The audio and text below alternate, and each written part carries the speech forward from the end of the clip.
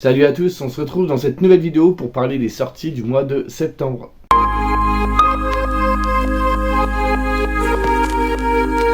Alors, ça commence à être à faire un petit moment que je fais cette vidéo, je crois que c'est depuis février ou mars, quelque chose comme ça. Et en général, je présente toujours entre 10 et 15 titres. Mais là, je sais pas si c'est le fait que c'est la rentrée. Je pense, ça doit être dû à ça. J'ai énormément de titres à vous montrer, je n'arrivais pas à faire un choix, et encore j'en ai enlevé parce qu'il y a des titres, je crois qu'il y en a quelques-uns dont on entend déjà beaucoup parler, donc j'ai pas eu envie d'en remettre une couche, mais il y en a quand même parce que ils font très envie. On est actuellement sur... Ah, je l'ai pas marqué. Sans mentir, il y a plus de 30 titres. Donc je vais aller un petit peu plus vite que d'habitude. Et j'avais vraiment envie de partager tout ça avec vous et que vous me disiez... Bon, il y en a certains, c'est vous aussi qui m'en avez parlé, donc je les ai rajoutés parce qu'ils me faisaient fort envie. Donc du coup, je vous parle de tout ça. D'abord, le 1er septembre sort chez Fleurus de Loïc Le Borgne. Donc si vous vous souvenez, Loïc Le Borgne, c'est celui qui a écrit « Je suis ta nuit » ou « Je suis la nuit », enfin, que j'ai acheté il n'y a pas très longtemps. Et ici, ce sera La fille aux 1000 visages. Alors aussi, on est dans un livre de science-fiction, on est dans un futur assez loin. On suit une jeune fille qui s'appelle Soo, S-O-O, je pense que ça se prononce comme ça. Et elle a 14 ans, elle vit quelque part en Asie, elle est entourée, sa ville est entourée par la forêt. Et ils ont une nouvelle habitude, c'est que tous les jours ils changent de visage. Ils modèlent à chaque fois de nouveaux masques avec des imprimantes 3D et c'est devenu un petit peu... comme nous aujourd'hui avec les réseaux sociaux qui est devenu notre quotidien, voilà. Là c'est avec des masques jusqu'au jour où elle va faire une rencontre qui va un peu modifier sa perception des choses. Elle va vouloir percer un mystère, je reste très vague exprès parce que le résumé en dit beaucoup. Et du coup elle verra aussi révéler certains secrets, certaines vérités liées à cette idée de masque qu'on change tous les jours parce qu'elle va rencontrer quelqu'un qui n'en porte jamais.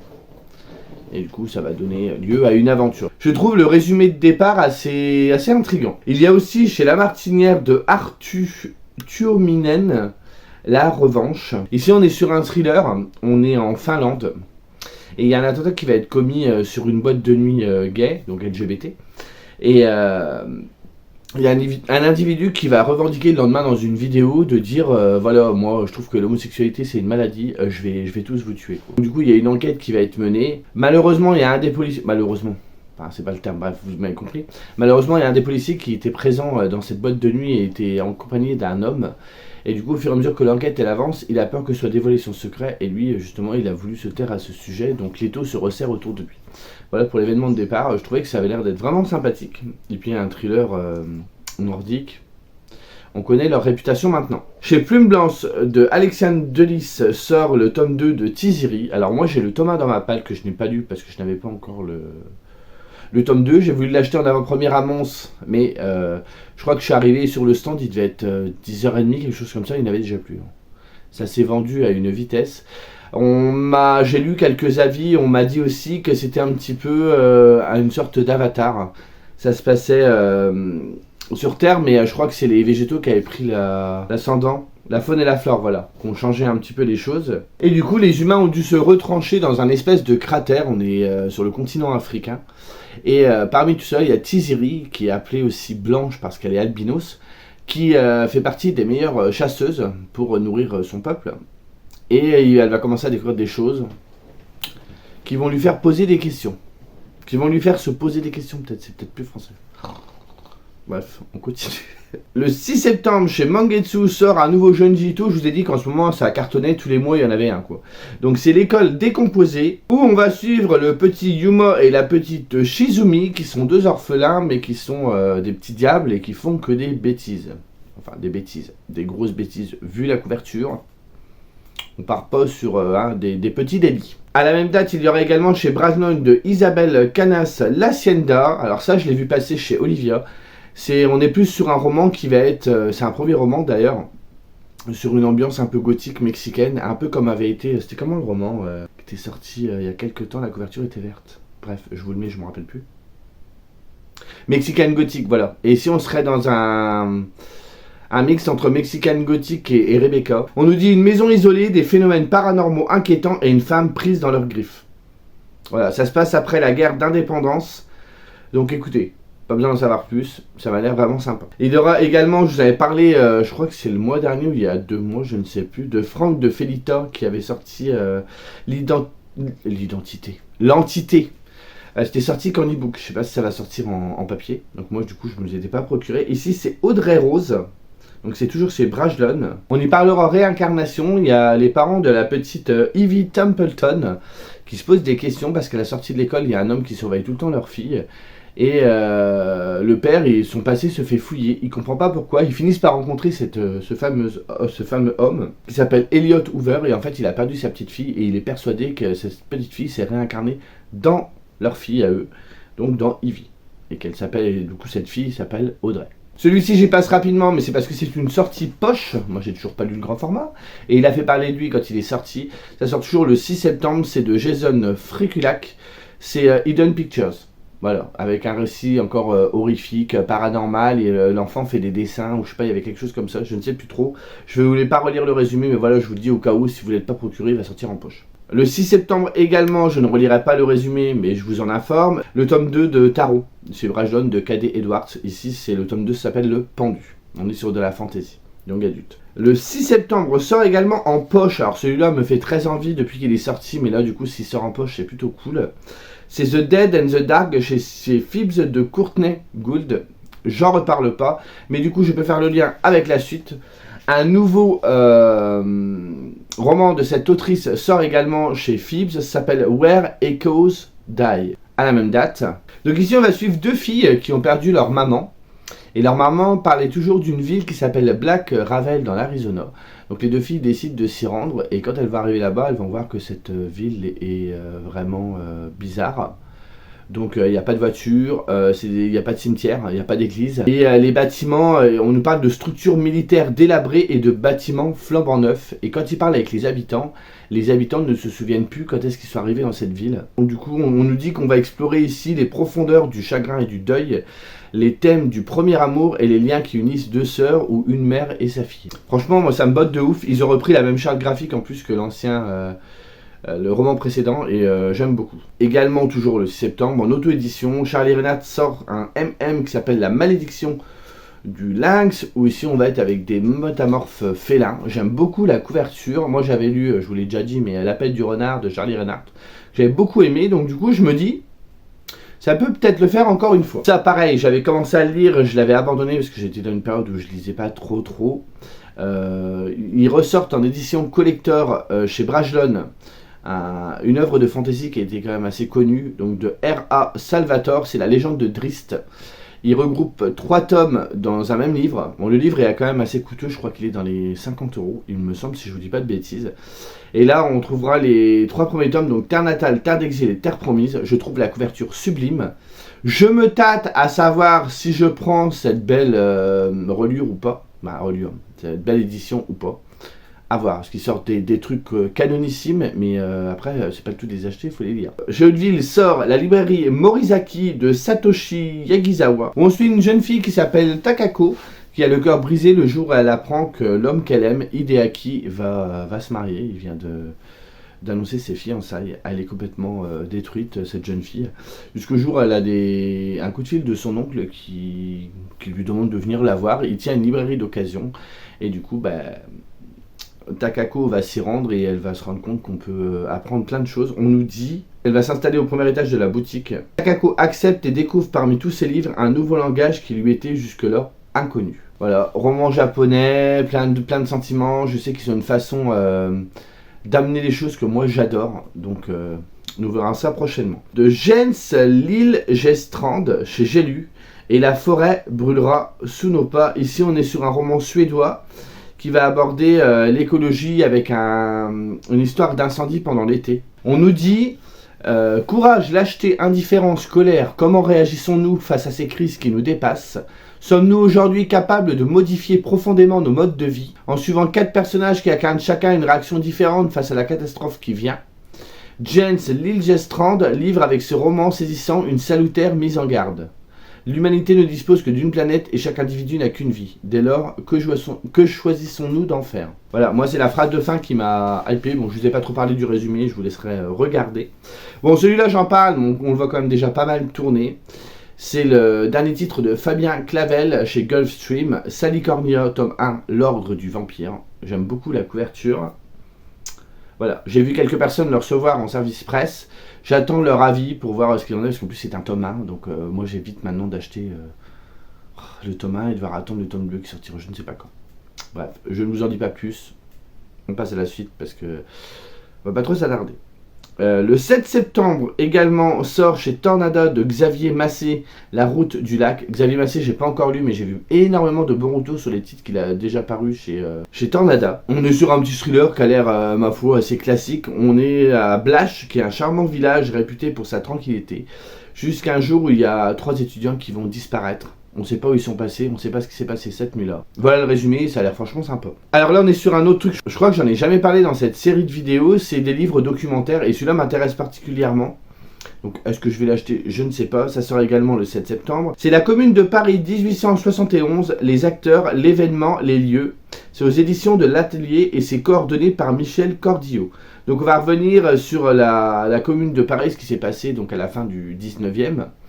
Et moi, c'est quelque chose qui m'intéresse beaucoup parce que j'ai déjà lu plusieurs romans historiques où on évoque le sujet, mais j'ai jamais été chercher plus loin. Là, de base, là tout de suite, si vous me demandez ce que c'est, je ne sais plus trop.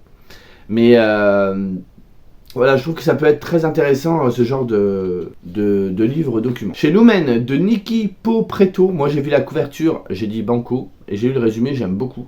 C'est La Maison des Morts avec le tome 1, La Forgeuse d'Os. Ici, on suit des Valkyres. On suit la jeune Vren, qui est une de ces Valkyres. C'est une guerrière qui est dotée de pouvoirs magiques et qui combat les fantômes, jusqu'au jour où elle commet une erreur. Et du coup, elle est un peu bannie de son clan. Et elle va tout faire pour pouvoir regagner son honneur. Voilà. Parce que c'est Lumen, on connaît les résumés de chez Lumen, ils vous résument les 3/4 du bouquin, donc je ne vais pas aller plus loin. Chez Gallmeister de Johan Tompkins sort Ce qui vient après. Donc ici on est sur un récit qui a l'air assez fort. On va suivre Isaac qui traverse le deuil de son fils adolescent Daniel qui a été tué par son meilleur ami, Jonah. Jonah qui va lui-même mettre fin à ses jours et ça va détruire sa mère qui s'appelle Laurie. Jusqu'au jour où ces personnages vont rencontrer une sans-abri de 16 ans qui est enceinte et qui va leur dire qu'elle a rencontré leurs enfants. Et de là va se nouer une relation. Il y aura peut-être aussi cette idée de traverser le deuil, de compréhension, On nous dit émaillé de moments de grâce, ce qui vient après est un premier roman lumineux, profondément émouvant, empli de foi en l'âme humaine. Gallmeister, en général, c'est signe de qualité, donc ça m'a l'air vraiment sympa. Le 13 septembre sort chez Rajo de Estelle Faye, la dernière Amazone, où Estelle Faye elle va revisiter la mythologie grecque, où on va parler de la jeune Lysia qui serait la dernière héritière des Amazones et elle va être un peu pourchassée par tout le monde. Et elle va essayer de fuir son destin, je crois, quelque chose comme ça. Ça m'a l'air assez sympathique. J'ai jamais lu Estelle Faye, donc je me dis que ça peut être l'occasion de la découvrir chez Rajo. À la même date sort le tome 14 des Twisted Tales. Ici, on abordera Pinocchio et ça s'appelle Quand on prie la bonne étoile. C'est de Elisabeth Lim. Celui-ci, je l'ai noté. Il n'y avait pas vraiment de résumé. J'ai pas voulu le lire plus que ça, mais ça pouvait aussi être pas mal. On est sur un roman historique. C'est de Annie Munzer. C'est la nostalgie des sentiments et on va suivre une famille face à la montée du nazisme. Donc je me dis que ça peut être sympa, mais après je sais que c'est un sujet qui peut être délicat et que tout le monde n'appréciera pas. Également le 14 septembre chez Deux Saxus, ça c'est j'ai eu l'info par Jérôme. C'est de Kirsten White, donc celle qui a écrit Le Trône des Sept Îles. Cache-cache mortel, où on va être sur un espèce de Battle Royale avec des jeunes qui se cachent et ils gagnent quelque chose à la fin, je crois. Il y a 7 jours pour gagner. Voilà, il y a 14 concurrents, ils sont dans un parc d'attractions délabré. Et partout où se cacher, mais nulle part où fuir. Et donc du coup, il y a une jeune fille qui a ce don de pouvoir se cacher. Bon, je trouve le résumé un peu... Enfin, on a tous des dons dans la vie, mais le don de se cacher. Je trouve ça un peu... Bref. Et j'aime beaucoup la couverture. Et du coup, il va se passer des trucs bizarres pendant cette compétition. Ça m'avait l'air... un peu horrifique, tout ça, ça pouvait être sympa. Et Monsieur Toussaint l'ouverture, le 15 septembre, sortira le dernier tome de Anne de Green Gables. Ça s'appelle Ria, Maria de Lucy Maud Montgomery. C'est peut-être temps que j'achète ces derniers tomes, parce que je n'ai lu que le 1 pour l'instant. Le 20 septembre, pareil, j'aborde ça, mais très vite, vous l'avez tous vu, sort la superbe intégrale de Prince Captif de C.S. Pacat. Jusque-là, je me posais certaines questions, là je ne m'en pose plus, hein, je l'achèterai. Donc il comprend bien évidemment les 3 tomes, l'esclave, le guerrier et le roi. On est sur du MM, ça se passe au temps de l'Antiquité. Il y a des trigger warnings, ça ne plaît pas à tout le monde, ça pose un peu... il y a des problématiques, voilà. Mais bon, moi j'en ai très envie, donc je pense que je vais céder. De toute façon, oui, je vous dis ça, mais ici, il est déjà en précommande. Le 20 septembre, chez Naos de Andrew Joseph White sort Nous sommes l'Apocalypse. Alors, c'était un best-seller du New York Times. Donc ici, on est sur, du coup, un post-apo, hein, vous doutez bien. On est aux États-Unis. Il y a un culte évangéliste surpuissant qui s'appelle les Anges, qui a détruit l'humanité avec l'aide d'un virus mortel. Dans tout ça, il y a un jeune adolescent trans qui s'appelle Benji, qui vit dans cette communauté, qui arrive à s'en échapper, qui arrive à rejoindre un groupe de survivalistes, mais du coup, la secte ne va pas le laisser tranquille, il va se passer des trucs, je ne vous en dis pas plus. On nous dit quand même, Nous sommes l'Apocalypse est un roman sombre, violent et engagé sur la difficulté à vivre en dehors des normes et à se reconstruire après les ravages d'une secte religieuse et explore la responsabilité et l'impact de la suprématie blanche et de l'autoritarisme sur la société et les individus. Ça m'a l'air très intéressant. Un nouveau chef-d'œuvre de Lovecraft sort chez Kiyun, vous savez, ces superbes mangas avec des reliures en simili-cuir là. Donc c'est L'Abomination de Dunwich et c'est le tome 1, ça sort le 21 septembre. Également à cette date sort chez Pocket de Pénélope Rose Valse Fauve. Donc ici on suit une jeune fille qui s'appelle Rose, qui refuse d'être un peu une de ces femmes qui attendent d'être épousées pour vivre sa vie. Elle veut vivre toute seule et avoir sa ferme, jusqu'au jour où elle va tomber amoureuse d'un accordéoniste. Et suite à tout ça, elle va avoir une petite fille, mais son mari va partir au combat, parce qu'il va y avoir une guerre. Et comment elle peut se défendre quand on est une femme et qu'on se retrouve seule avec un enfant, et que l'ennemi est tout autour de vous. Ça, c'est pareil, je ne connais pas du tout la maison d'édition, je ne connais rien du tout sur tout ça, mais ça m'avait l'air sympa. Ça sort le 22 septembre, c'est chez Decrescenzo Éditeur. Je sais pas si vous connaissez, moi je connais pas. C'est de Lee Do-woo. C'est L'odeur des clémentines grillées. Donc on est sur un roman coréen. On nous dit que L'odeur des clémentines grillées est une histoire de pardon et de guérison, une ode à l'amitié, à la tendresse et au livre qui nous rassemble. Donc on va être avec plusieurs personnages qui vont graviter autour d'un club de lecture. Par librairie, lecture, hein. Vous aussi, ça vous donne envie? Je me doute. Le tome 2 de Senseiya Time Odyssey, dessiné par Jérôme Alki et écrit en collaboration avec Arnaud Dollen, sort chez Kana le 22 septembre. Oh là, je m'embrouille un peu le cerveau. Je crois qu'il y aura 5 tomes, il me semble, si je vous dis pas de bêtises. Et il y aura un tome par an, je pense. J'ai déjà le premier, il va sortir en tome simple et en tome collector également. Chez Bayard sort un R. Elstein, donc le papa de Chair de Poule. Moi, quand j'ai vu ça, j'ai dit ça peut être sympa. C'est le 27 septembre, ça s'appelle Des cris à glacer le sang. Vous voyez, un petit titre pour le Scary Spooky Challenge. On est sur un recueil de nouvelles. Mais je crois qu'il est composé de 20 récits, chacun signé par un auteur différent. Un petit recueil de nouvelles pendant le Scary Spooky Challenge, une petite nouvelle par jour, ça peut le faire grave. Et j'aime beaucoup la couverture en plus. 27 septembre sort le nouveau Bernard Werber chez Albin Michel, ça s'appelle Le temps des chimères. Je ne sais plus trop le résumé, j'ai pas eu envie de le relire, mais je sais pas, peut-être que je me le prendrai, j'en sais rien. Parce que je sais que Bernard Werber, je l'ai beaucoup lu quand j'étais jeune adulte, je le lis plus du tout. Et j'avais acheté plusieurs de ses dernières sorties, avant que je sois sur Instagram, sur YouTube et tout ça, ça date. Hein. Et j'ai arrêté de les acheter parce que je les lis pas. Et j'ai envie de m'y remettre, mais comme depuis j'ai lu plein d'autres choses, j'ai vu aussi plein d'avis mitigés sur plein de ces livres, je me dis, est-ce que je vais kiffer toujours autant ou pas? Parce que moi à l'époque j'étais en adoration devant ce mec. Donc à voir, je ne sais pas. Peut-être, mais si je l'achète, il faut que je lise tout de suite. Benjamin Lacombe ressort un titre, rendez-vous compte, moi quand j'ai vu la couverture, pareil, j'ai la bouche qui est comme les cartoons, qui est tombée comme ça avec la langue qui s'est déroulée.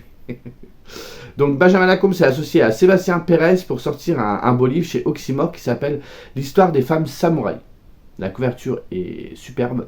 C'est un peu dans la même collection que, vous savez, Histoire de fantômes chinois ou japonais. Là, je les avais... je crois que je vous les avais montrés d'ailleurs, me semble-t-il, dans une vidéo. Je ne sais plus.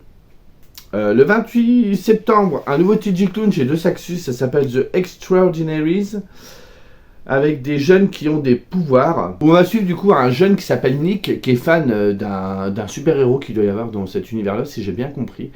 Mais à côté, lui est quelqu'un, tout ce qu'il y a de plus ordinaire, jusqu'au jour où il va faire une rencontre qui peut tout changer. J'ai l'impression que je vous dire tout le temps de me résumer, non? Et pour finir, on arrive au bout.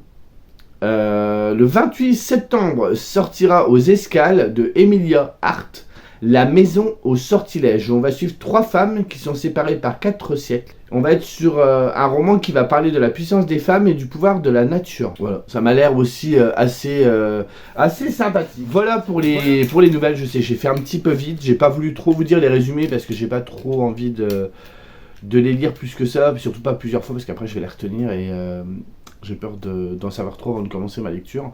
Je trouve qu'en plus dernièrement il y a beaucoup de livres où quand on lit les résumés ça nous dit la moitié de l'histoire, donc ça, j'ai pas envie de me spoiler. Bref, voilà, dans tout cet éventail de choix, j'espère que vous avez trouvé soit votre bonheur, soit qu'il y en a que vous connaissiez. Bien évidemment, comme d'habitude, s'il y a des titres dont je n'ai pas parlé, n'hésitez pas à me les donner en commentaire, j'irai jeter un œil. Et si dans cette petite sélection vous avez déjà des petits titres qui vous démangent et qui sont en wishlist, n'hésitez pas à me dire lesquels, comme ça on pourra en discuter. Voilà. Sur ce, j'espère que cette vidéo vous aura plu. Désolé si j'ai fait un petit peu vite, en plus là je suis dans la pièce, il fait une chaleur, je vous explique même pas. Donc voilà, j'ai préféré un petit peu écourter, mais j'espère que voilà, ça vous aura pas gâché votre plaisir de regarder cette vidéo, comme moi j'ai eu à la faire. Sur ce, je vous dis à bientôt. Salut.